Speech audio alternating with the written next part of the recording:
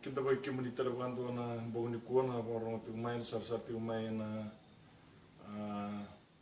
pola matani ba UPCI na kabinsi nda ke muni oni sar-sar tu main live stream go o kita vai ke muni na ada tali di turang o Yesus Kristo ko ni tani ndana wasa wasa tiba na kabina kabindai nonda na bim ko mo tiba na bos ni klo kena nonda na ronga ba tiba na bi kabina na klo menda kla ena bonge dindai o bula tiu vi kemuni saro ni warong tiu mai viti wa kile vi kemuni ni warong tiu mena vese buru tale so sanu masu di klo en wa klo na tika bata ne kabni ko kreme da du so menanga na masu menda na tiu wo en manda bonge ni ko en dona masu masu manda turanga ni mami klo ki mami wa vini vina tale tiu vi kemuni na kabendai ni mami tiu tale na dona kai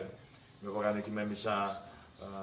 piu se tiko mai na vida ng bong sa kabani bong and then na klo bunga era sarong at tiko mai sarong tiko mai na be ka ki mami rongo ta bota tio ki mami sama suti ki muni na klo di wiki de ki mami salamanda na kabe den dai maklo ngata na ngono bina ngo maklo ngata na be I bula ke sara ra rongo tiko mai na kabe ko sar tiko mai viti ka ki na bi buno tani na klo ini mai bata tiko na nomuni lolo mai na kabe den dai sa tambora viki muni na ni mami bula suli ki mami viki muni msurata na ilum na kau na ilum ni alo tam turu mana ni mami bula ba takilana kalo na vika bunya na nomuni vosa meroni ki mami ready ki mami ka kilana vika dun mi mami ta kaba ena bongi den dai na bo elipsa na kabe ko ki mami voli subi ki muni na bo bi na lang na bororo no muni ndo tu nga ki mami tu masu na muni jisu ni mami turana ni mami kalole se bo bulandina do amen sebenarnya kena kabedenda ubna kata mi una kotiken ta bagalela kana vosa itu no Yesu me na madio na kena wasi rosa bulgaba ena tiki na ngai tini gandua e va kotongo na kai tugunito ka ena tini volta bongo me wili bikana ena leubunga talingana profita bagalasu ena tumburangi mai ia kaleubunga erna bagdala tuna tona tini volta mungo ni ndua na ibakata kirikila ni ngauna enda tio kinongo itu no Yesu Nir na lewu mai na profeta voi lasu kana lewu telanga era vagatala sira vagatalai enda sarong do tigno tu no Yesu ni mata-mata embasi ki nambula sina on sala embasi ki nambula rambo ilai ni na tomate durkin na sala embasi ki na rusa sina mata-mata ngole ki na rusa lewu era durkina ya da bina kana kabni singindai ni nataro na tiko na kabini ko anda na bagadalai bagadaba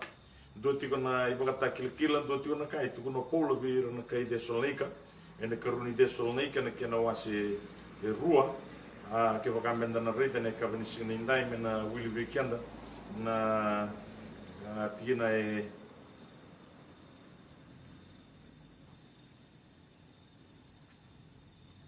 na tigina tulu na tigina rua me adava na tigina tulu ia ke tosa baga musuti ke mundo na biokani ena bugu ni nona la tali mai na nonda turanga ko Yesu Kristo ke na nonda songo di bata bikoya mundo ka ko ni beito saki baga sori mai na lomendei se ba tanga ya taki me ka ko ena buku ni bosni alo sene tukutuku sene bola me bakasa bu be kito me bakasa bola ngandina mai na singa Kristo me ka ko sar indoa naka me baga sini ke mundo kina indua ni na yaga manda iliu na bugitani kana baga reta ke manda na tamata ni balbalda alube ni be barusai na tikina turungo e tu na toka let no man kina babala deceive you by any means yo ya na kai tu na tio Yesu na leu bunga na profita baga lasu me baga ndaronga tu me na mai de rosa bolobati kina tina dua en leu bunga me na profita baga lasu karna leu bunga erna baga dalai ndaronga da tiga na kabini sigandindai itu na tiwa ko na tini volta mo let no man deceive you by any means for that day shall not come except there come a falling away first and that man of sin be revealed the son of perdition and I have mandai liu no bukitani ana vika obinata mendana vita no na bukitani bada itu na tiwa ngo pola bi hiran kai deso maika vinagata me bandi ta vikenda na kabinishing ndai no borno tu mai ni so lote tike buen singa ni pentiko na daga na kina wasi ro ni sa sobra yoti ni alu tambu Ersabo sinai kene al tambu rote lewan donan raw rosa bulen tambu ro bala mai Jerusalem saya tu kina na dona be ko bulum bula te lew ka ba to ka oira kilani bolo tambu sera bulita ne bolo tambu the first revival said the former rain na mateni uda se na uda taumanda me ba kainda sa ndurunga de tigo na kena itu tukuni ya tau to su tigo mai na ngauno ya me ado na tolu nan rau bakata na mbaki na ngauno sa tigo me duru mai kina na iba buli lasu kina loma ni sonsong lotu ngona ka bagarota tigo chisu se bagandete tigo kwa na nona tigo na tigo ni na leo bunga mai na profit vai lasu karna leo bunga telenga na bagadalai go telenga na kai tigo na tigo pola bir na kai tesonaika ni na lebu na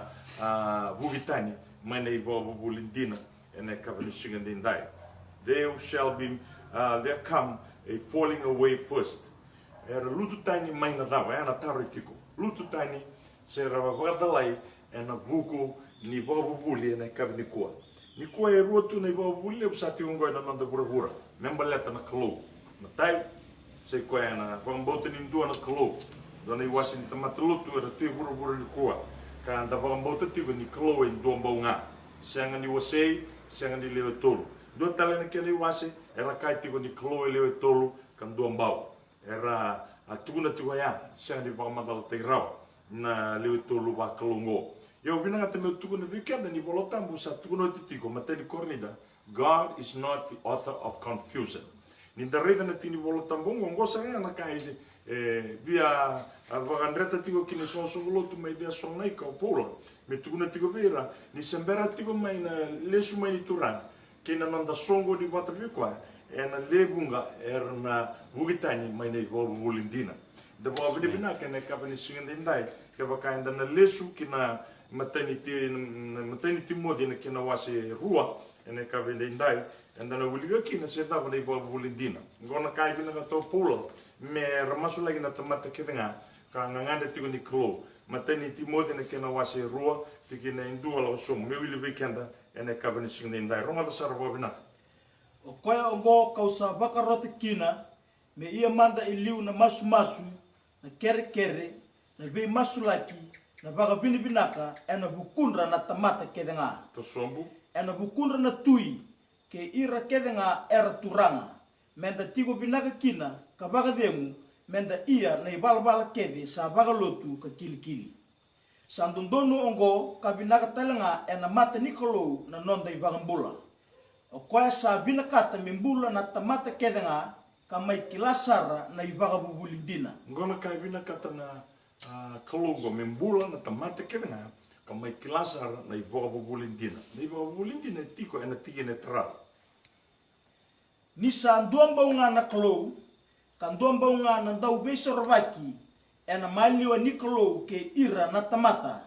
io na tamata ko Jesu Kristo ngona iboga bulindina ni sa ndomba unga na klo anything apart from the oneness of God is a lie duana kai Vata buli tai ka senga ni posikina ni bolotambu me bakai tuna bolotambu ngo me sa viso te ikina nan dinongo ni ndombo ngana klo ngori sei koe na lasu wayana kai tuna pola ni kabani sindai e bunga na tamata na bugitani mai nei bo bulindina ene kabani sindai au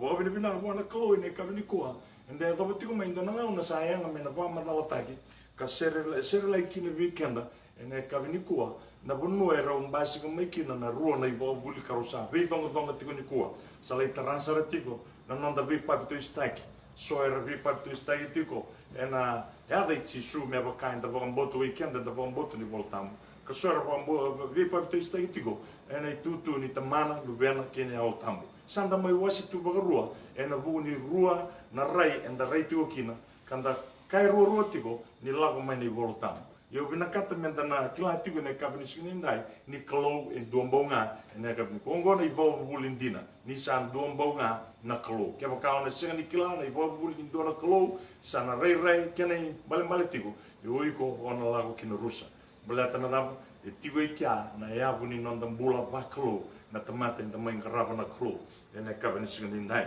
ia obina katamenta kilaina kabini kuwa na vonua enda mua tiko kinongo ni sa anda vole katatuko yani na ngauna ni viva rote giliu sa o kai tiko na bogi ni na vole ka sar tiko me sa na reitale na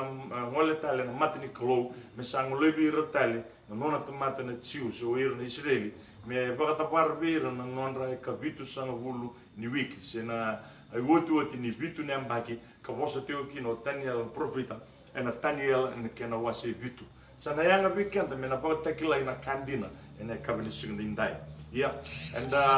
aronga tu kanda kilati ko na yala ni ka la ko tungo senga ni kabo na kena senga tungo min duanga na matin tu e buro to logo a one world government min duanga e bilu ta ke buro to logo kan duanga na matin tu e buro to logo ngona ka e ado mai pepeli me baka nda wili ke tiko ni baka tiko na kena wase tini dua nda kilani tawa no ro leu ene kabini ko membeleti noa ni sawoti no lu sangai mbasi mai rotole tulna lubena o ame o chefeza o no semi wate ke chefeda ene kabini singindai do verso na kawaya ela mai kina endo abira na dano kusi mai kusi mbasi mai kina ndona turanga kau sara ka tukuni tiko na bola tuku history ni o nimiroti na turanga ngo se e ado koya mendona tui kara ka nona mosoni se nona idea me tara na vale levu mai pepeli sa ado tuni ko me o papiloni se adana o papiloni e tiko na batini ofretisi se o iraki na ngona ni ko da bo abini bina ko na koloni mo tambu sere la tiko mai na bi kango senga ni pamatala ta sara manda weekend na kabini ko ia enda romoda tiko na kena i bola tuku bi ke manina nda Willy encyclopedia ka nda wandindike o ke bokawa ni na lago moni na wilika na buno wostigi nongo enda dono moni na tambaka na bosongo origin the pagan origin of Trinity na buno e lago mekina na i boga wulongo i lewe turu baklo e kautika nda lesu talitigo na vi bolo ya kina buno ka tiku mekina na dua na matintu e burubura o ya mai pepeli nona vana nanu ke nona vagasa mo nimero te vakotongo ke baka me na mani dua na nguna me na via dun ruva tale na bura na kalo e na wolu sana yanga vi hira eran bulondo no ti we na ngono ya me ra trai dua na vale me ado loma langi tu na ne voltambu ni ra kaitigo me rongo kina na randa belet mer na ngai lago tigo mai na ve tama te trava mer na ngai tu na vango angai lubuda tale na kalo no bura io kima mi atrara o indona vale leu me adelo malai a sengi a dovara o yangi na wai me lubudi kendo ana buni non da bula tiko mai ana vakasa me tiko ana buni tarvalo ya era mani do batkina kanda klana da bana keni da di tarvalo ya ni kolonga i bosa sea non robosa ka wabu na mera be sempre kina ana be se urobur io na tarvalo ya e tiko tanga kina in dua na matintu na kena sengai min dua tunga na matintu one world government belate ni dua ngana non robosa dua ngana matintu dua ngai bilu tiko e vina ka tlanga men dua ngana kena lotu mai ve no la so tiko mai se va mboti tiko mai na kalo do mbau na kalo leu na kalo ko enda sa mai va mboti tiko ni ko o ikanda na tomata enda va mboti tisu ena kabini singandai ia ena bugni sa sangoya sambudini lo mai ka in dua na matangali lotu kasangai me buni tagi sarava binaka me kako ni klai se kwa na kena sangarai na tebor mai na bunongo go saina ena kabani singa nendai bona buna ni lagi wilika na vola i bata kila ona rede ni da buti tu mai na vola i bata kila na o papiloni o sena sitongo o papiloni na tinara na ndau tangana kirenga na kaya do mai papiloni se o pepelingo o nimero tingo ya ngai va o watitaka na maramanga tinan semremisi na ngauna sa rogo watikino nimiroti batike semremisi sa yado nimiroti me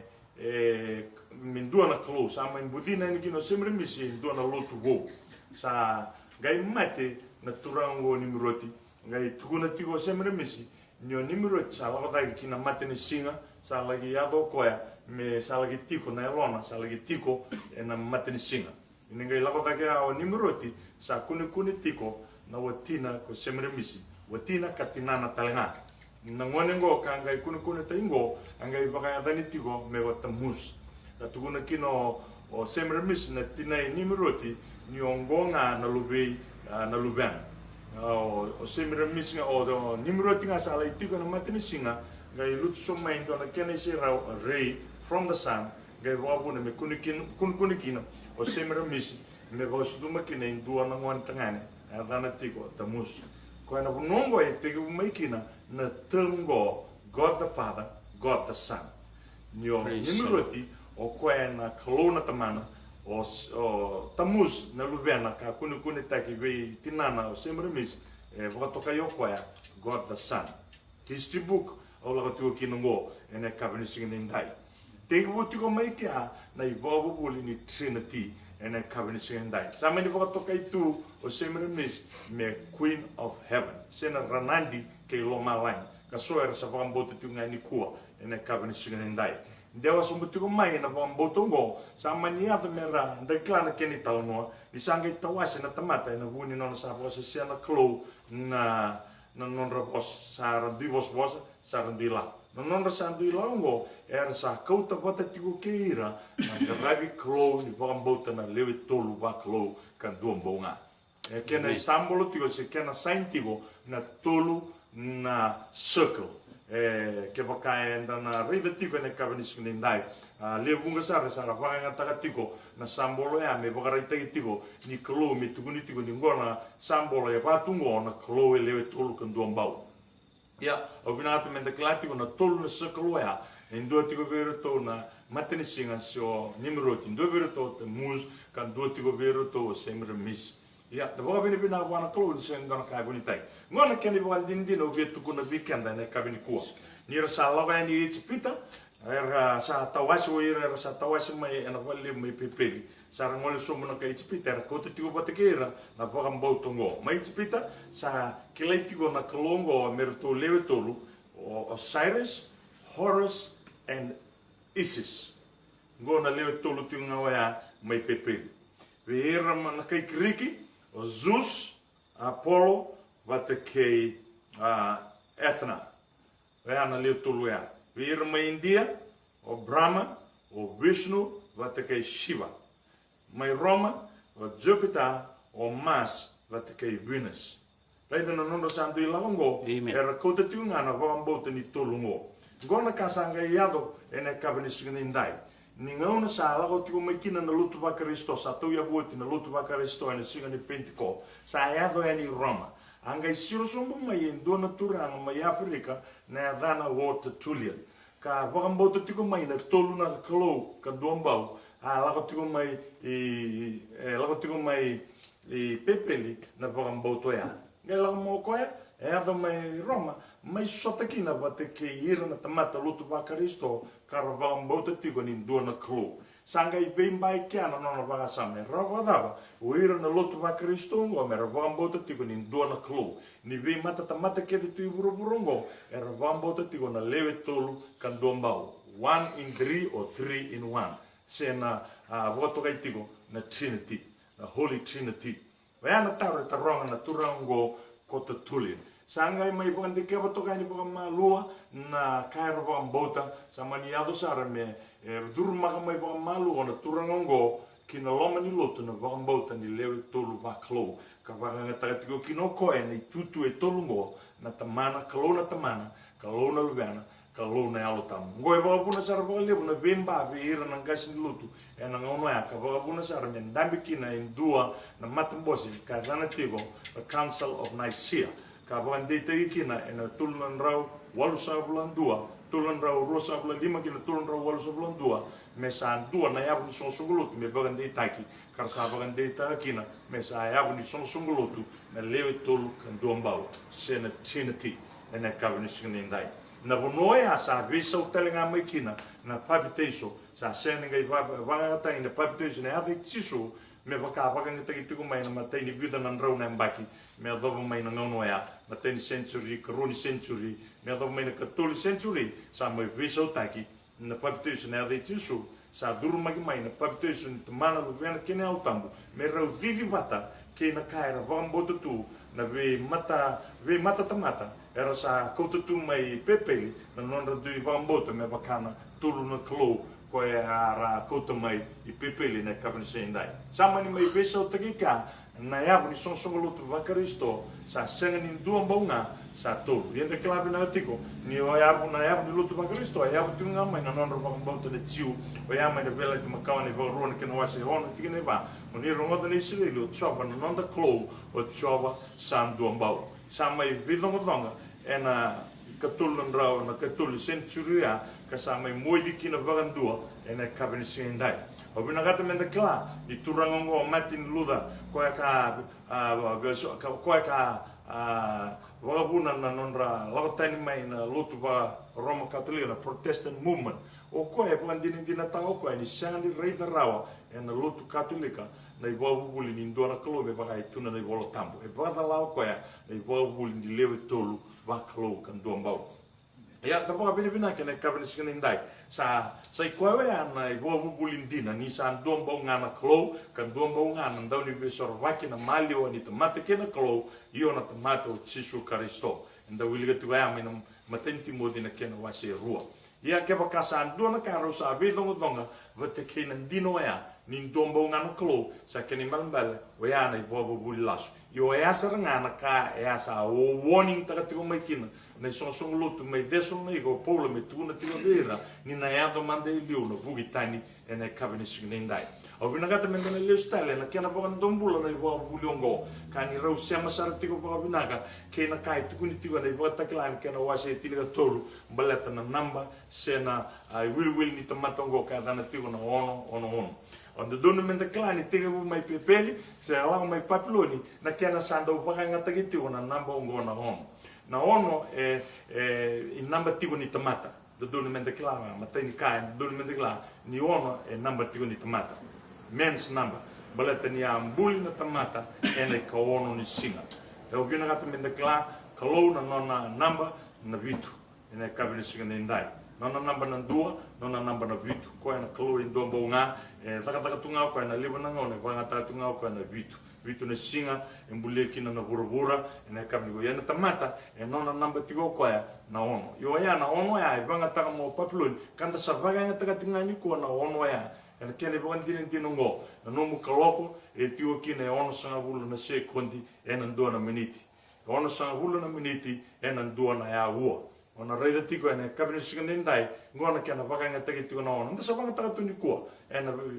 evia kelsar ni nondambula ena kabensiendai na ono ke vakaona vakaona taka na ono ena kautu mai vi ko na tolu sanga vulu ka ono na kene sau 6 times 6 equals 36 yo na 36 ke vakaona wilika mai na nampungo dua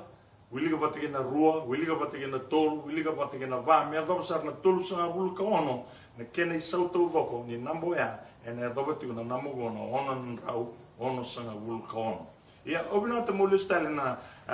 ibakata kila de trinity ko esa lagotuni ko na tolu na circle ngo ke vakaona beauty to patana tolu na circle ngo na reida ni na reunion roni taga kina in dua na fika ka dana tigo weekend and sa vuli and sa lisu mai korre vuli na equilateral triangle ngo ke vakaona reida na kena angle e ono sanga vulu na degree dua na angle ni equilateral triangle ono sanga vulu ene kabini koa va na bita leven na saiva era to toka en ono sanga vulu ngo ene suletu nga vego na namba na ono yo e ana ka ubetu na tiko na bonu era usema tiko kina na ivovu vulu ngo ni lewe tolu baklo vateke na teboro ene kabini siendai ka lebunga sar na tamata senga tiko ni tomboga rawa si lebunga na tamata lotu ni kuar senga tiko ni kilara na ka vunyongo na tebor sa taka makau sar tiko me baka enda wiliga tiko ena kabni ko me de listel manda kina tigni bolo tamboya na karuni de sonika ena kena wase e rua ena kabni sigendai ronga da tale menda wiliga ena kabni sigendai Untuk ina tolu me ka kosar indua na ka me bagi sini ke mundu kina indua ni na yaga manda iliu lobu kitani kana bari tagi manda na tamata ni bala da alubi ni biba usai kine va Koya sandau rota asabaga libu koya me usi dake ena kake nga sabaga tukai me kalu sendau ngarabi asa tiu kina koya ena vali ni kalu asabaga reitai koya me kalu. Goe e talano ta tingo Paula se tuna tio polongo na Kristo ko elasu. Io to sombu Do sa senga beka ni na numa no tukuna be kemundo na be kango ni o tigo bate ke kemundo. Ia do sanga kilana kasa taroba me baga reitai ke mai kina koya ena kena ngona. Ni sa daga baga buni ende na da ia sandu e toroba tiunga kamalua me kauteniani koya. roto mandaika. Da ronga da tuike na keni tauno na turango, se na tamata, se na lubi ni buni dango. Koe na warau mbasika tiko maingo, se na tuni kila na ngona da ena mbasika maikina na antichrist. Ia sa tuni tiko na tini voltamu na tiki na vitu, na tiki na vitu for the mystery, kana babalai for the mystery of iniquity doth already work. Na kana baga vitimbaka da donu na kabuni ni walwalda. Na kabuni ni walwalda. Yo, ronga da babina sara. Mai na matani te mode na kena wasi tolu na tiki na ono ngona kai tukuna. Me kakua endua sanga lotu. Matani te mode wasi tolu tiki na tini kawana.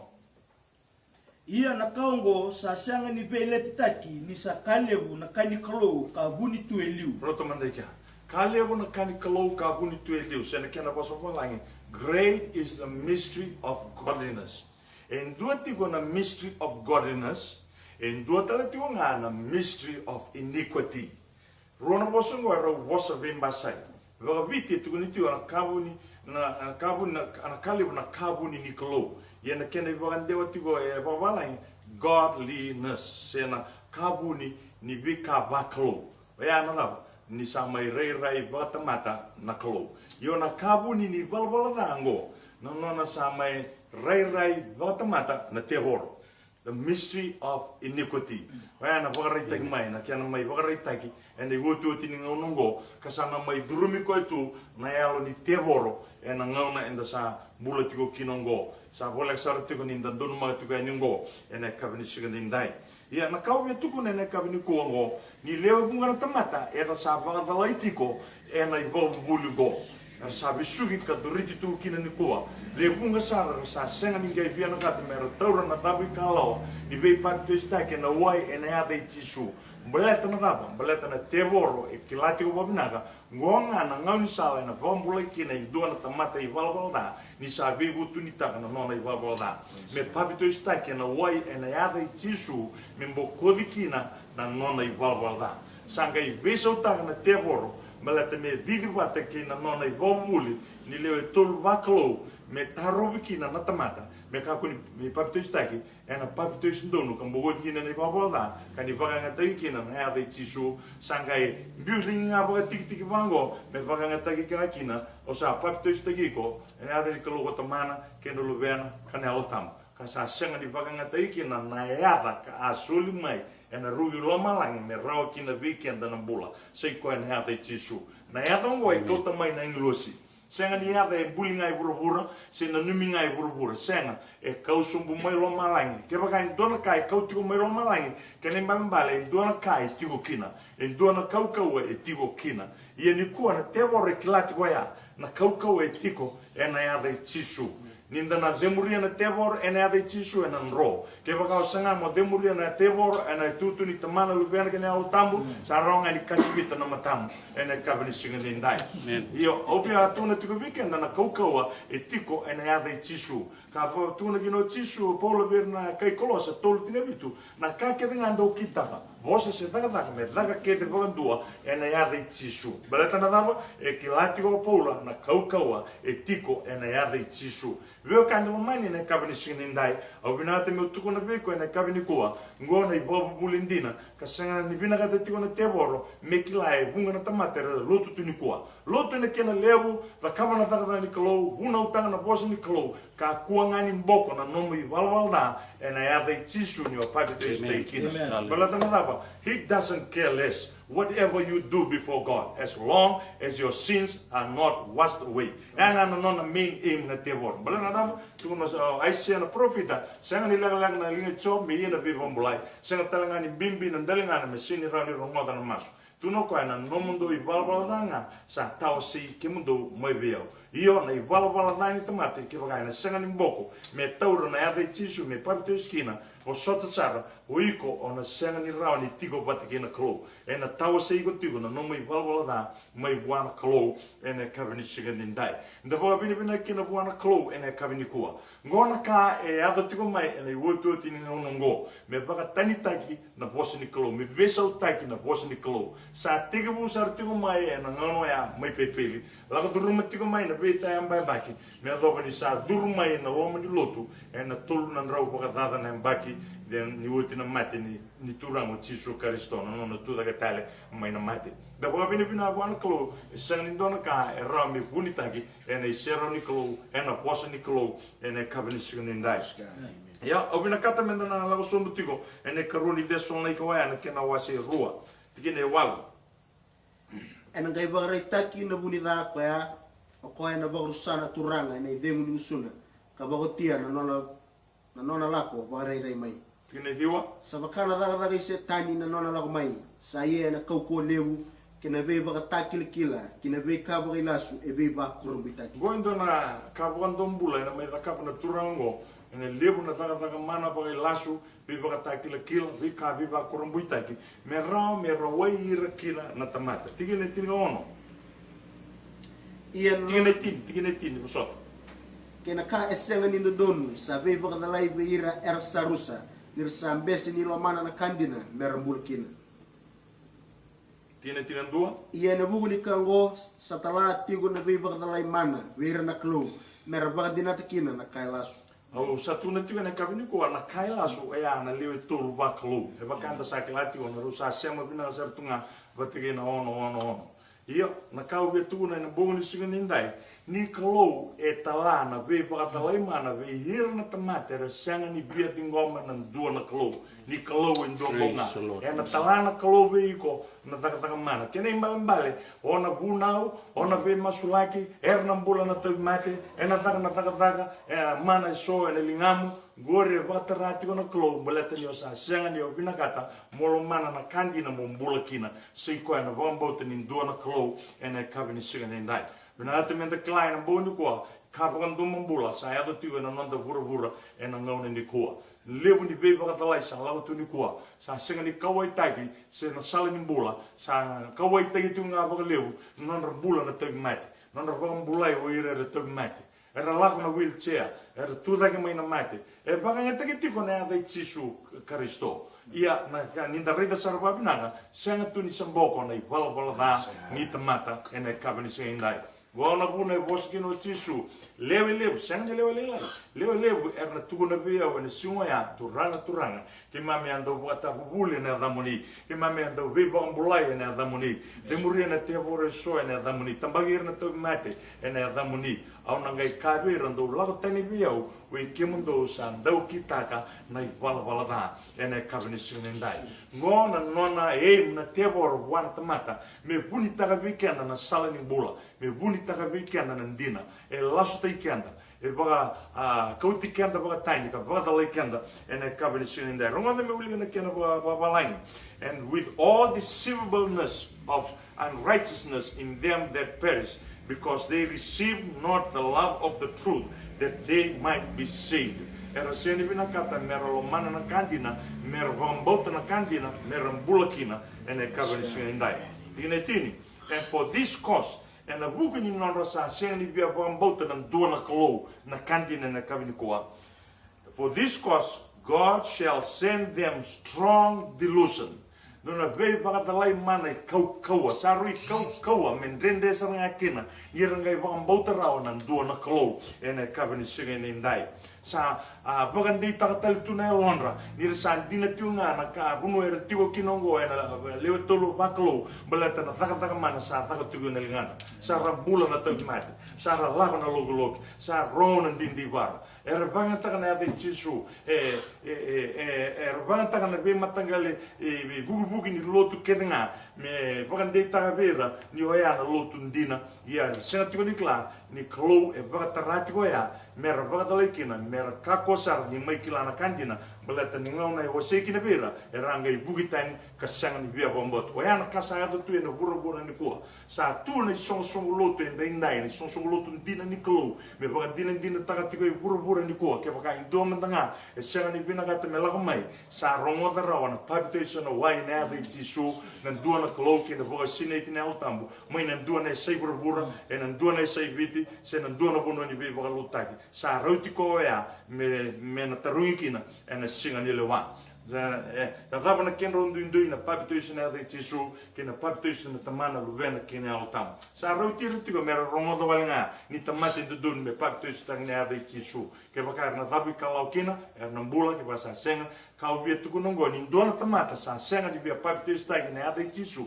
o koe sa ambese tagi Jesu ene kabini siendai yeni sa dua ambese tagi Jesu ene vitalia na kau da kaba ve Jesu sai sulu mandra kedenga ngori balatini o sa ambese tagi ni taura na ade Jesu membogo kina na nomi valvalda kako boga sineite ene lona vinanga na altambu ene kabini siendai Oya na kai tuku na tiki ni voltambu. For this cause God shall send them strong delusion that they should believe a lie. Tiki na tini rua. That they all might be damned who believe not the truth but had pleasure in righteousness. Tava na kena wavala kana wawiti tiki na tini rua. Bedunru kina koira kerenga ersa seng di bawang bauta na kandina ersa bina katanga na ka esenga ni dundun. Right? Na kai bimbi sara tiko mika. Sei ko ana dira senga dina na tebore e laustagira ti on balete mera kakuanga ni mbokodi na non rivalvalda mera tunga e na non rivalvalda mera dogo na singa e lesu mai kino Jesu Italia mera lotu Italia mera bunau Italia mera ve masulaki me bula na taimate me kuanga ni ra vambota na dona klo de na ngai mboko na non rivalvalda er na ngai duru kina bula tamundo ia satu na tio polo ngom belete ni sa besta na ivo bulindina ni dona klo sa talata le tu vera na klo na ve baka dalai man gor do da kaven gor ena dang do da kaven da ta man kena liu ton dua dan ngai via wasani vera na dina ni dona klo na bango me non robosa sa ta man sa ta tungo ne ade Jesu sa ta tungo na ve bombole ne ade Jesu senga tio nikla ni vota rati na klo ya belete ni rembesa ta mera vambota na kandina ene kabini singa ni dai da va vini vina kila buana klo ene kabini kua na vikau tu na tiongo ene kabini singa ni dai levo senga tiko ni kila na kabuni oya di wala da ene kabini singa ni dai kam deo tiko mai ene duriti ni alo me vambota tiko na lewe tolu wa klo kene vata kila na tolu na circle ene kabini singa ni dai God the Father, God the Son, God the Holy Spirit. O be tu na be kana kabini siendai senga bogando ni orei tani voltam na tumgo sena vosongo klo na luvena senga bogando ona reidanga ene voltambu na klo na tamana kena luvena na luveni klo sena luveni tamata senga ni roni oreida klo na luvena but senga ni dua na klo na luvena it's the Son of God and not God the Son da bo bini bina wana klo ngalu ni voltambu mitugu na be kenda God the Son. But na dava na kabini siendai e senga ni rua na se tolu na klo na boni siendai nina o vilika na be I volta vola ke de vola pola ke ne son lutu ke de ona rede tu ni na ndau ndrete tu ngamo kwa the true natures of God the Father and the Lord Jesus Christ. God the Father talks about the Spirit, the Lord talks about the flesh. Na yang mai tukaro koya ena kabini singin indai. Yesin rawando ni orei den dona bunua me the buti kina ngo God the Father, God the Son, and God the Holy Spirit. Senga bondua belati ni senga ni voi volotambo ya ena kabini singin indai. Ona rei den volotambo ni senga bondo ni do trangana tamata. Me ambo papto sta merto papto sta na apostolo ena tutu ni tamana sena lo kino luvena kina altambo. E the buti tu ya me na madi u ruso alu tine diwa. Do lagani pura to do ko balu tagir le ni buno ke nga ka papto stagira ena ya ni tamamundo kina luvena kina altambo. O de na ya na taro tigo de na ya do ya er to kilabina tigo ni apostolo e kilao pita e vi baptist kina ni singa ni pentiko vi tulnong dol ele baptist kina matawale kolnio na taka wasitine ne ada Jesu e kilao Filipe le baptist kina mai Samaria e na taka kina wase walu e na ada Jesu e kila telenga opolo na ada ya sai ko na ada Jesu e baptist kira tukina na sa baptist ti vagandua e na mai dolo e viso kartu semberto ni baptist e na ada Jesu o ya na kina bimbitiko na vi baptist kina ada Jesu na ndora klo kina non tavo sinaiti e na alo tambo ni klo e ngona ka obia tuguna tigo na ve bagadalai wa ya sa tuni ko e burabura na lutu ya se na nonra lutu me bagai tuguna toka na tigina e vawa ya tigina e tolo ya ni na yado mandai liu na bugitain na boke na bose 21 na bugitain mani va bulindina sa tuzar tungai burabura ni ko na bugitain sa besta na ndona klo era besta mera pabitish na yado Jesu era besta mera bo sinaiti ena yalo tambo ni klo au vi tuguna tigo weekend na kabini singendai there is a church and there is a counterfeit church en dua tigo na sonsongolo tundina en dua tale tunga na ya vakatakar ni sonsongolo ni sonsongolo tu e senganin dina au vinata menda klatigo ena kabini ko e abu tagi tigo na sonsongolo tundina sonsongolo te senganin dina mana gravi klo mana gravi tevoro kena abu tigo sai ko na trinity me vakau sa bagarita ko ti weekend era wambote na trinity na kai spita era wambote na trinity na kai krisi era wambote na trinity na kai India era wambote na trinity na kai Rome ke vakai sa pato ya na kabini singendai endo don menda kleina kabini ko ngona kuno indundu kino Israel mai beir keda bolle to ir na Israel era wambote nga nin dona klo ene kabini singendai ngona vuna raki Israel tiokina e baganga tatu na tebor na pe maten tuniko mer seng ni tali tagi Israel tiko belatana la ni o Israel maro tiko na vambota ni duana klo sai kwa na kandina they are the people that are guardians of the truth kwa non ribuna tikongo se na matai non ribuna na shima hear O Israel the Lord our God is one Lord go ira na umatamata era maro tiko na ndina I burburungo ena kabini sigandai ia nei sonsong lotu ndina ni kolombula sa mai maro tale tungan ndinongo ena kabini sigandai kena bosa vaga Israeli vaga priu na tini vola tamboyan na Deuteronomy 6:4 sina vorua na kena wase ona tigine va Shema Israel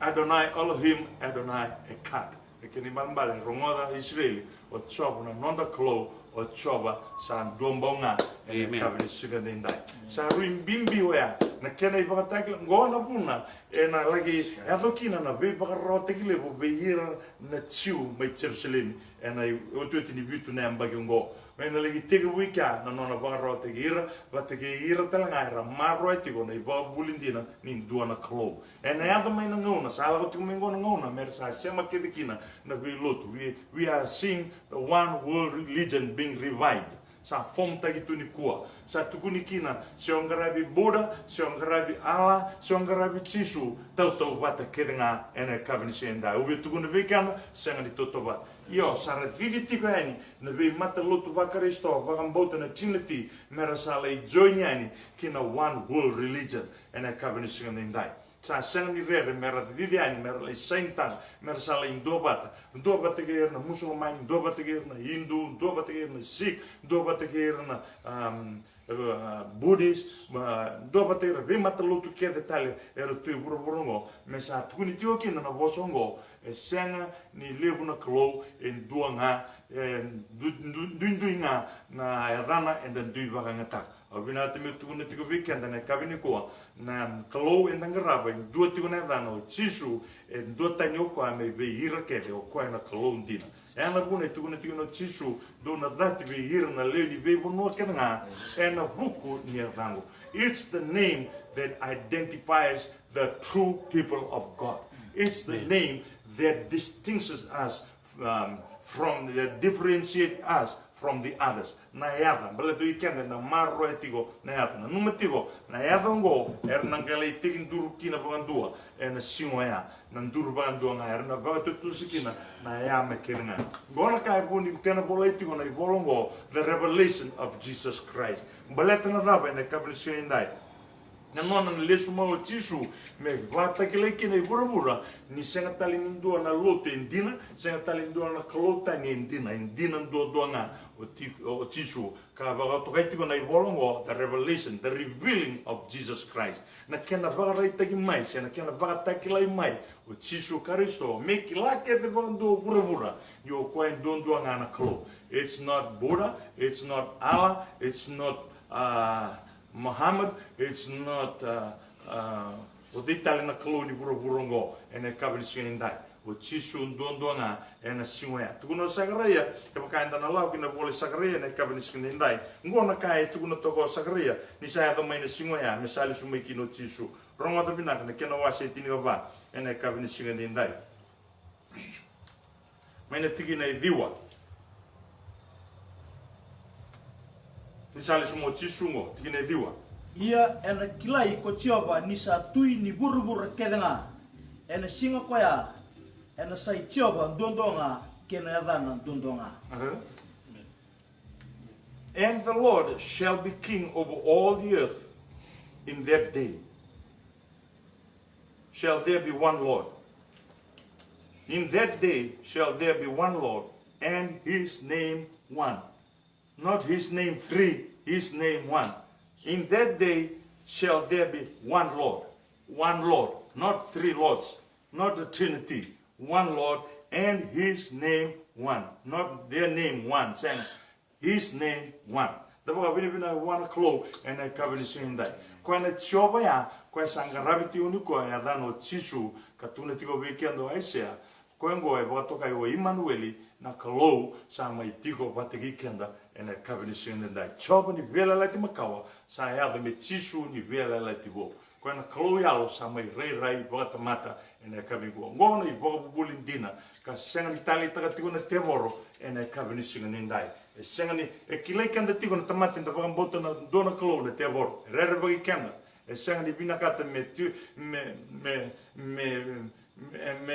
aboleti kenda maratanga e kilai tigo na kauka wa tigo wa dona lumini klo ka vaga bota na klo in dombonga ene kabini singa nindai da vaga bina kina wana klo ene kabini ko bina temenda vaga ndeta kene kabini singa nindai sala ni bula tamate me vivu tun senga ni na visa oya tisu e seni rauni varota ga indona sala weekenda na tamate da vamboto na ndona klo menga indua tal na sala e varita vi varota ga vi ira tamate ra vamboto na lewe tolu va klo senga singoya sa sanda na wasi ruanga o ira ra vamboto na ndina o ira ra vamboto na kalasu nda vaga bina kina wana klo ene kabini singa ndai senga ni ruana sala tuno tisu ene tson tini va ono o yau ngana sala ene mboni singa ndai kimambale ke va kwa ngana sala koe na adana, o koe na katumba, o koe na mbula, o koe na rosa, o koe na katodo, o koe na olifa, koe na alifa na omeka, koe na manreni mbula, koe na waini mbula, o koe na rarama ke bura, o koe na masima ke bura, o koe na vatu ratata na mate ni vale, se anga me vogandi na tutu ni vale, o koe a mbula mai liu mbula, o ame na mbula tiunga tau mundu, tukuno po na ipakatakla, which was, and which is to come, the Almighty. Oia o tisu Kristo ene kabini singai. Tuna tua pole ene kabini go vitaito ene kena wase rua ene tiki ene kena wase rua ene tiki ene tini andua ronga me wili weekenda ene kabini go ninda waraga tigo na nona rei bagu kumai na nonda kaloleu na nonda ivogambula ene kabini singai.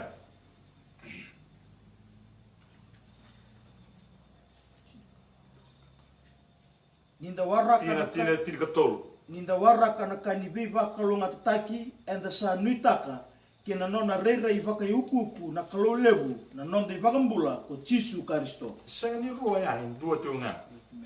Ninda sa wara looking for that blessed hope and the glorious appearing of the great God and our Savior Jesus Christ. Rosele rua lo tiunga. O Jisu Kristo ngango na nonda kalolevu ene kabini sendai. Kwa ngango na kalo ni vela ti makau sa mai lia tamata. And the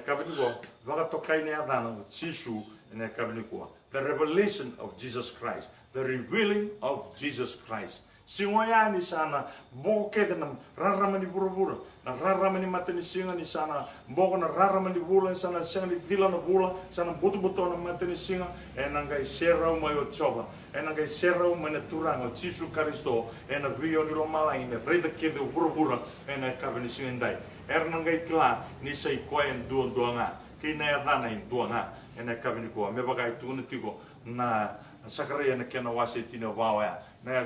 bana ene mai butu na uli ni bonua ni veu libe sakare wase tina wawa me mai bagai dori kina na ibalo na singoya na singa tanga na kauda kina na song lo ka tukuna tiko biki ando pola ena krua desol na ka wase rua. That day shall not come and except there be a falling away first and the man of sin being revealed. And the singa man ni hada mai na singa na singa da tiki nendo ni karuni desol na ka wase rua tiki nendo ya na singa and na re mai kino tisu kina singa and na songo ni bota ni kina bekoya. Kena wawalangi e va tongo ene kabini singa ninda ina tini vola tamboya. Ndo tunga na singa ruona kai abkina. Ronga da me uliga tale weekenda ene kabini kuwa. Now we beseech you, brethren, by the coming of our Lord Jesus Christ and by our gathering together unto him. Na nona laga mai ke na nonda songo ni bateani bekoya ena veyo iloma lain. Gai tukuna toko koya ena tikina tolu, let no man deceive you by any means, for that day na singoya lago mai kino koya na singoya and the songo ni ani pati na bi koya and the singa manda ni ada mai na singoya, that day shall not come except there come a falling away first. Ye na falling away sa tu hango. Amen. Sa pamboto tu na ni kuana tamata na lewe tolu wa klowe na boni singendai. Kene kronika and that man of sin be revealed. Sa wotu nga ba lelengo na ngona na sana ba reitek mikino koya na tamata ni luwe ni buni dango ene kabini singendai. Tabo abini bina kina buana klo ene kabini ko. Ke ba ka tigo endora bonoa o sa ge romata ba ndu na tutungo e ala bina na ka ka koni ba merandara. Na linga ni kaloko sa tigi tiko ene kabini singendai. Devo na ngai na numa mo na diga mai na ngono ya sa mbera baleta sa woti ni kena ngona weekend na vi matin tu time. Sa ada mai na vi ba to bule, vi ba da dan, vi ba rotagi sa na sini round in the lotu e ba leu sa na sini round in the comuni ba leu baleta na dava baleta ni sa na dava mai na lawa ni matin tungo na lawa ni matin tu ba burgura. The new world order. New world government, one world government, and a few men can allow and a cabinet singing that. But we have been a kind of one clove and a cabinet call. Kusarao, never come to mine. But the Otagain was saying, we hear us better to near Rwanda, Merikilan and Dina. We have a short period of time to win others to Christ. Sa legal Sarangona, men the Kotira Makina Navakanda, Meramain Bullock, Makila, Neighbor Bulindina, and a cabinet singing in that. Pinaba lipsar na kabini kuwa au no itaka sana mai davatale na kabini ndai anonda bioseti ko na kabini kuwa au no itaka ni ona maroya ka tango maga na vosi ni kolo ka maroya tigo me raunio bulida me raunio rongoda me raunio bandi tigo tigo ena iwotu ni ngaunongo ena sanga ni rauni ndana ndu batanga na wanga nda bondo kina oira rabambota na kandina ke ira rabambota na kalaswe na kabini sindai ni ko enda rede tigo sa tu nang karabi te bor sa tu nang karabi kolondina sa ngai tigo ndana kena wase loma ka resenga tu ni madala o di nang karabi tigo ena kabini singindi ndai o bina ata me tukuna weekend na kabini ko baka ngata kital tunga na te bor ni ko na ada tisu me be bang bulai kina ena kabini ko ye ndo tigo nan duindui balat ni tomata e bombota na kandina vos sulumitu ena ada tisu embogo na non ribaba da sina itu ena kau nikolo nambongo wase tiku weekend na nganga na kau tikenda daki na alo tambu ni dapo sini tikina sei ko na wai ena kabni ko sa lebu na sosong lotu ba Kristo ni ko sa seni bang bot na alo tambu tugu ni vostak ni bosin be buno tani e adonga ena sini pentigo kini sosong lotu man ni ko sa bang bot tisunga sa bang bulai cheap gospel sa ramenda tukuna ena kabni ko obinati me tukuna na kake vengai cheap e saurau gori na kalas taki kake niko sa nambula tu ena dona burubura na kake ngasa saurau me beleta na nambula ni kodo ni bina kati me live na kai live na non ilabu na tau ni business ole va ngata ngai dona patu ni in gori vida ngana bula sada ye saurau sa ye cheap yo senga di kandina ena kabni sendai counterfeit fake senga di kandina ye saurau rauran da bang tak wali lenga sambil bisa katal tunga na lut salau tu ni ko be na lut sa rau tunga ta durang dali lotu sindora kai tu mai kina baleta na saling bula dendrenga mo lotu dendrenga mo soling bula dendrenga mo bakamboti Jesu Kristo tabutangan to na masu lega ka usa bakamboti Jesu Kristo ni sa ko na nongo turang ka nongo bula sa tu ni sarbe ko ni wotinga na masu ya o iko salu ni kro au na te metu na go na go na bi ba ta lai ena kabini singa ndai singa ni rau na na mai mai tu Jesu e na ko bela tai e taura na mosi, e taura na luma, e taura na rarawa, me mate na kobela tai. Mendangai na numu kenda, me rau ali tunga boea, na nonda duru ki na bula tau munde, na numu tabuta wele nga, dona yatu bosa lega nga, mo sa tukuna sa, nio sa duru ki na bula tau munde. Sani rau, o iko na koga na kena,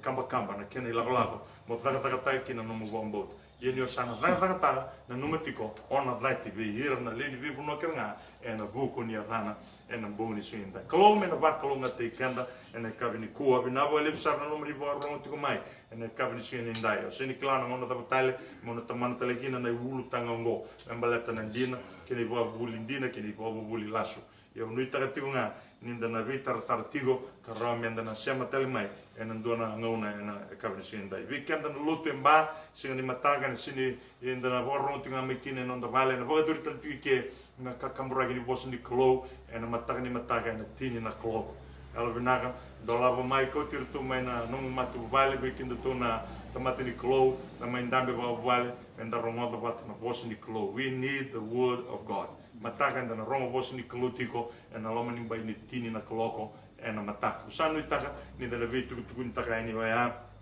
anda bukaruta na telefoni chachi rau tiko na telefoni na rau ninda romoda tiko mai na bimbulongo diwa ni singani mataka na buoni bosa ni klo kremenda satu sobe na masu ena kabini singani dai turanga na ni mami klo sama tabatale na ni mami VOC na buoni nomo di bosa am samaro taga tale taga na bika ki memi rongo de tiko sandina sar na nomo di bosa na klo ena kabini singani dai na dina kina voi ki mami rara makina na ni mami ngoni sawa ni sawa madao tagi na nomo di bosa ngai rara mamai era sawa bukui kino wo ira sa senga de buku turanga ena kabini singani dai sandina ki mami sambulo tena dona borbora sa livu kina na vivo atalai sa pakai wei dala na yalo ni tamat sa senga ni klai be na kandina ye ki mami marra we na malio ni butumbutongo sa dilatigo na rara mani no mani bosa metuguna tigo veki mami se dava na kandina na boni sendai di bakalonga tigir no mani tamat no mani banda no dorbo no ngone leo era borongo tigo mai na boge ndai sar tigo mai ena mona livo na kabini kuwa